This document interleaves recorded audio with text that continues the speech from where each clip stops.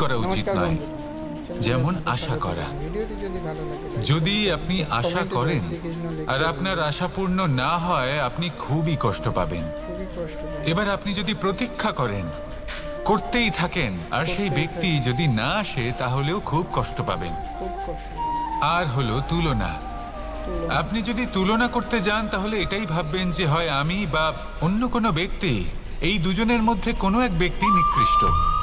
আর এই ভাবনাটাই হলো অনুচিত। যদি আমরা কথা বলি সেই সব বিষয়ে যা আমাদের করা উচিত, যেমন পরীক্ষা। এই পরীক্ষা সবসময় আমাদের আরো সফল করে তোলে, আরো শ্রেষ্ঠ করে তোলে, আরো উৎকৃষ্ট করে তোলে। আসন্ন মহাসংগ্রামের জন্য আমাদের প্রস্তুত করে তোলে এই পরীক্ষা। তাই এই পরীক্ষার থেকে কখনোই পালাবেন না, এর সম্মুখীন হন। আর হলো কর্ম। কর্ম করা কখনোই বন্ধ করবেন না। তুলনা করার বদলে কর্ম করুন, প্রতীক্ষা করার বদলে কর্ম করুন, আর আশা করার বদলে কর্মই করুন। জীবন সফল হয়ে যাবে। দেখুন, সবার শেষে সত্যি বলতে এই কর্ম আর এই পরীক্ষা, এই দুই আমাদের জীবনকে সুখী করে তুলতে পারে। আসুন আর আমার সাথে ভালোবেসে বলুন, রাধা রাধা। মানুষ তার জীবনে শিক্ষা এবং প্রেম, এই দুই লাভ করে তার মাতা, পিতা এবং গুরুর কাছ থেকে। কিন্তু মানুষ সব থেকে বেশি ভালোবাসে নিজের মাতাকে। কারণ মাতা খুব নির্মল চিত্তে ভালোবাসে, শান্ত মনে আমাদের অন্তরে শক্তির সঞ্চার করে থাকেন, আমাদের উৎসাহ দেন, বলশালী করে তোলেন। ব্যাপারটা কিন্তু এমন নয় যে আমরা নিজেদের বাবা বা গুরুকে ভালোবাসি না, তাদেরকেও আমরা অত্যন্ত ভালোবাসি। শুধু ওনাদের কঠোর ব্যবহার দেখলে আমরা একটু ভয় পেয়ে যাই। এবার ওনাদের এই কঠোর ব্যবহার আমাদের ভালো না লাগলেও অত্যন্ত আবশ্যক।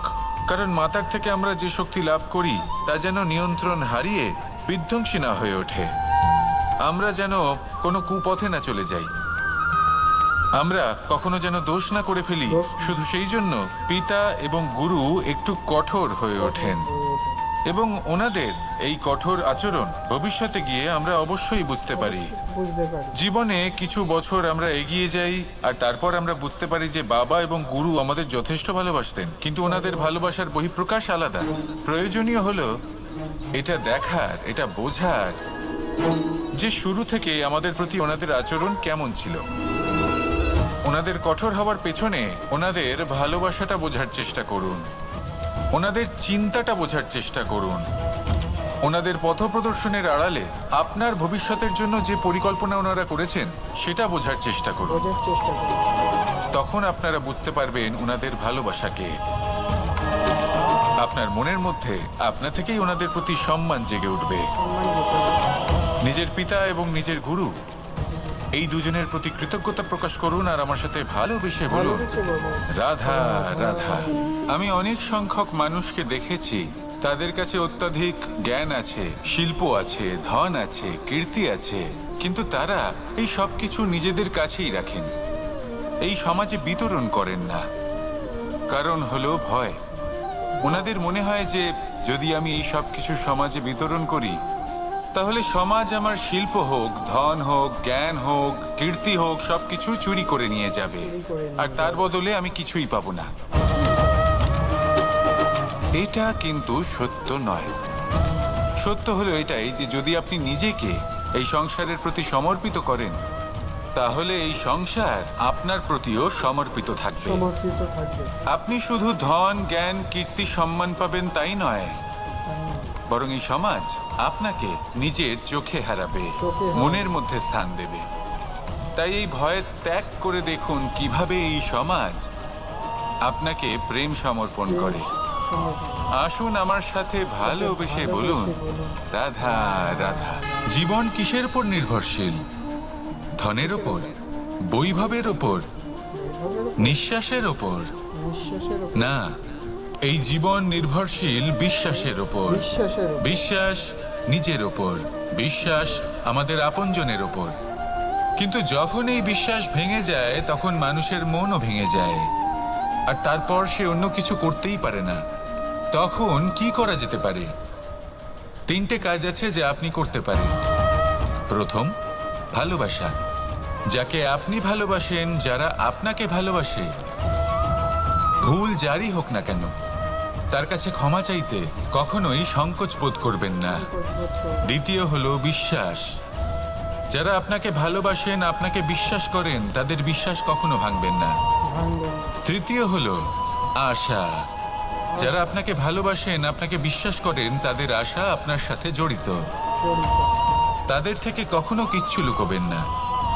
এই তিনটে কাজ করুন আর এই জীবন সুপ্রসন্ন হয়ে বলবে রাধা রাধা।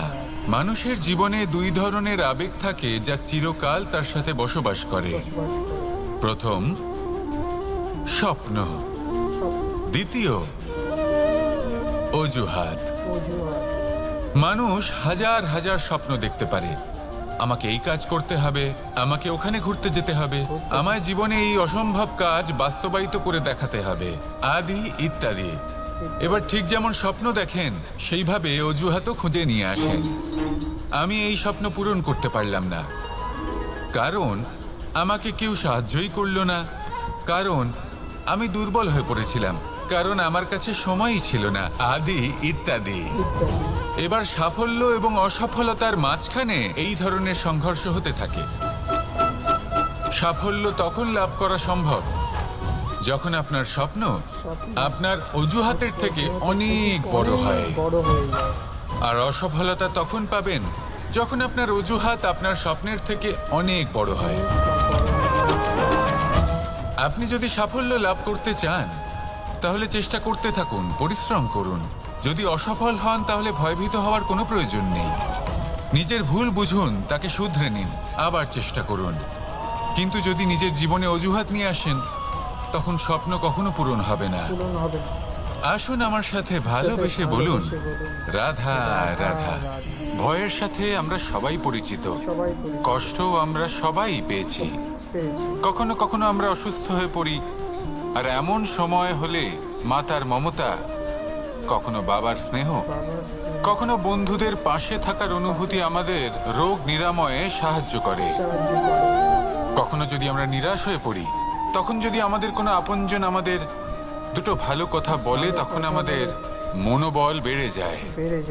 ঠিক তেমন সংসারের এই রঙ্গমঞ্চে যদি আপনি পীড়িত অনুভব করেন, কিছু শুভ কথা আলোচনা করুন, কিছু স্তুতি গান করুন, কিছু মুহূর্তের জন্য হলেও নিজের ইষ্টদেবের কথা স্মরণ করুন আর প্রার্থনা করুন। সাহস বাড়বে, শক্তিও বৃদ্ধি পাবে এবং সামনে এগিয়ে চলার পথও দেখতে পাবেন। তখন এই মন প্রসন্ন হয়ে বলবে রাধা রাধা।